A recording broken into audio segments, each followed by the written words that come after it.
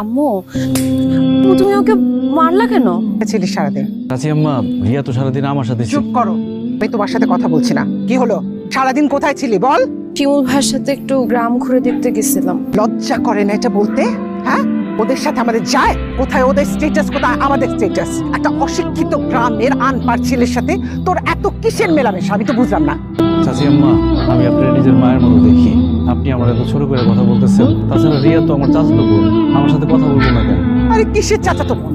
আর মেয়ের কিচ্ছু হও না। আর বাবা মা তোমাকে এখানে রেখে পড়ালেখা কিচ্ছু শেখায়নি, অশিক্ষিত চাষা বানিয়েছে। আর তুমি আমার মেয়েটাকে সাথে নিয়ে ওকে অশিক্ষিত চাষা বানাতে চাও। দেখেন চাচি আম্মা, আমার আব্বা আমার গ্রামে রাখছে ঠিকই, আমার অশিক্ষিত মূর্খ বানায় রাখে নাই। আমি ডিগ্রি পাস করছি। হ্যাঁ, আমার আব্বা কৃষক, কৃষিকাজ করে, আমিও চাষবাস করি। এই জন্য আপনি আমার চাষা বলতে পারতেছেন। এই গ্রামের চাষারা যদি গ্রামে ঠিক মতো ফসল না ফলাইতো না, তাহলে শহরে বসে বসে চিকন চালের ভাত, মাছ মাছ ও দড়ি তরকারির শাকসবজি খাওয়া লাগতো না। আই চুপ করো, তোমার জ্ঞান নিজের কাছে রাখো, মেয়ের ধারে কাছে তোমাকে যেন না দেখি। ভাবি কি বলতেছেন আপনি? হ্যাঁ, আরে শিমুল আর রিয়া চাচা তো জ্যাঠা তো ভাই বোন, ওরা একসঙ্গে ঘুরবে, কথা বলবে, আপনি সব কি বলতেছেন? হ্যাঁ, আর আপনি শিমুলের সঙ্গে এরকম ব্যবহার করতেছেন কেন?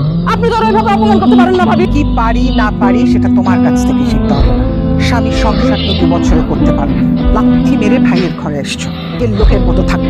তুমি আমাকে জ্ঞান দিচ্ছ। আর মতো এরকম একটা অপয়া মহিলা এই সংসারে আছে বলে এই সংসারে কোনো আয় উন্নতি নেই। চাচি আম্মা, কোনো কথা বলিস না ভাবি, আপনি রিয়ারে নিয়ে ঘরে যান। চাচি আম্মা, তোমারে আমার এত অপমান করে কথাগুলো কেন? বিশেষ করে আমি অনেক কষ্ট পাইছি। কষ্ট পাস না বাবা, তো চাচি আম্মা তো মুরব্বী না, মেজাজটা গরম হয়েছে, 2-4 কথা বলছে, মেজাজ ঠান্ডা হলে সব ঠিক হয়ে যাবে বাবা। তোর আম্মার এসব কথা বলিস না, আর একটা ঝামেলা হয়ে যাবে।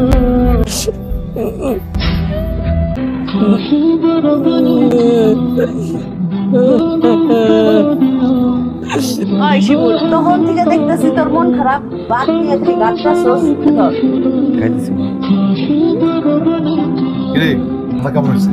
খুব ভালো হয়েছে ভাইজান। ছোটবেলায় মায়ের হাতের রান্না যেমন ছিল ওই রকম লাগতেছে খাইতে। কারণ আছে, আম্মাই তো রাঁধছে। কি গো ভাবি, তুমি এই বয়সে কেন এত কষ্ট করে রান্না বান্না করতে গেলা? এত বছর পর আসছস, আবার কবে আসবি না আসবি, একসঙ্গে কবরে পাবো কিনা, তাই ভাবলাম একটু ভালো মন্দ রান্না খাওয়াই। ভাইজান, এতদিন পরে ঈদ করতে আবার আমি কেন গ্রামে আসছি জানো? এই বাড়ির সয় সম্পত্তি আমাদের যা আছে আর অর্ধেকের ভাগিদারটা সেই অর্ধেক বেঁচে দিতে আসছি। কেন সয় সম্পত্তি বেচবে কেন? হ্যাঁ ভাইজান, আমি ঢাকায় একটা ফ্ল্যাট কিনতেছি 1.5 কোটি টাকা দাম। সেটার জন্য আবার টাকা জোগাড় করতে হবে না, সেই জন্য ভাবছি আমার ভাগের যা সম্পত্তি আছে সব বিক্রি করে ঢাকায় চলে যাবো। তাছাড়া গ্রামগঞ্জে আসবো না কোনোদিন। খামাখা এই সয় সম্পত্তি রাখা আমার কি লাভ, এই জন্য ভাবছি বিক্রি করে চলে যাবো। ভাইজান, তুমি আমার ওয়ারিশ, আমার ভাই, আমার সম্পত্তির অর্ধেক ভাগ যে আমি বেচে দিমু, তুমি কি সেটা কিনতে পারবা? না রে ভাই, আমি বাপের জমি চাষ করে খাই, আমার কাছে কেনার মতো ক্যাশ নাই। ভালো করে বুঝে শুনে বলো। আমি কেমন কিনি? ঠিক আছে, এই সম্পত্তি কেনার সামর্থ্য যদি তোমার না থাকে আমার তো কিছু করার নাই, আমি অন্য পার্টি দেখি। সব যদি বিক্রি করতে হয় ওই বাপের থেকে যাও, ধানি জমি আছে, মাঠের জমি আছে, সেগুলো বিক্রি কর। বিক্রি করে তুই টাকা নে, 2টা বাড়ি এই সম্পত্তি বিক্রি করিস। এই সম্পত্তি অন্য কারোর কাছে বিক্রি করলে এই বাড়িতে অন্য লোক ঢুকে যাবে, অন্য লোক ঢুকলে তো সংসার সব ধ্বংস হয়ে যাবে। অন্য জমি বিক্রি কর, বাড়ি বিক্রি করিস না। মাঠের জমির দাম কম, বাড়ির জমির দাম বেশি। যেহেতু পারবে না তাহলে তুমি অন্য পার্টি দেখো। এই বাড়ি ঘর কি তোর বাপে করে দিয়ে গেছে রে? যে বাড়ির সম্পত্তি তুই বেশি দামে বেচতে চাস? তুমি খবরদার মুখ সামলা কথা কও।